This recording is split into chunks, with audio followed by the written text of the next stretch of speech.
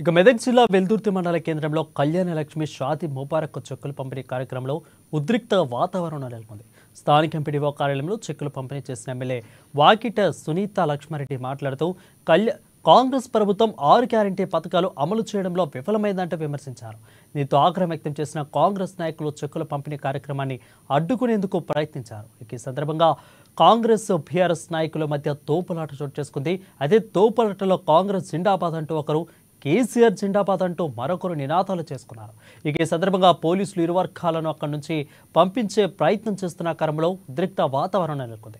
కాంగ్రెస్ ప్రభుత్వం కేసీఆర్ ఇచ్చిన హామీ మేరకే ₹1,00,000 చెక్కులు పంపిణీ చేస్తున్నారని, 3 నెలలుగా చెక్కులు పంపిణీ చేయకుండా ఇబ్బంది పెట్టారని ఎమ్మెల్యే సునీత లక్ష్మారెడ్డి అన్నారు.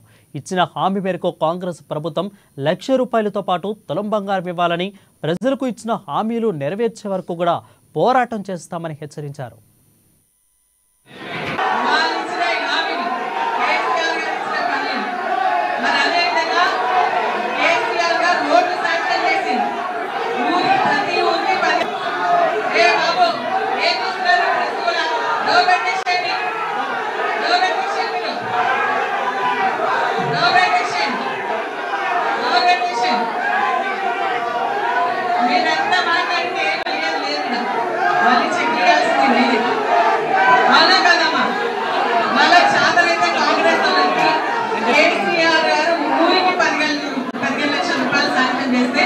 అవి క్యాన్సిల్ చేశారు. అవి తీసుకురమ్మా, అవి తీసుకొని చాదరైతే లేదు. కానీ ఈరోజు కావాలని ఏదో నుల్లి పెడితే భయపడేదని కాదు.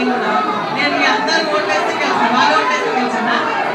నేను మీకు జవాబుదారు. కాబట్టి మీరు ఏదైనా సమస్య ఉంటే నేను తెలిస్తే తప్ప వాళ్ళు పూర్తిగా అనుశ్రద్ధ మాత్రం అయ్యేది కూడా లేదు. తెలియపడాల్సిన అవసరం లేదు.